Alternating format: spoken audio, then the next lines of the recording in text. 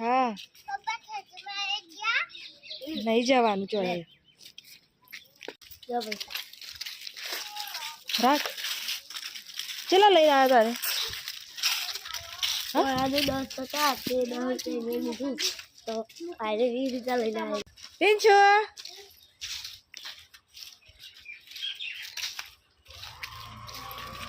આ બેંક ખો આ બેજો હા એ છોકરા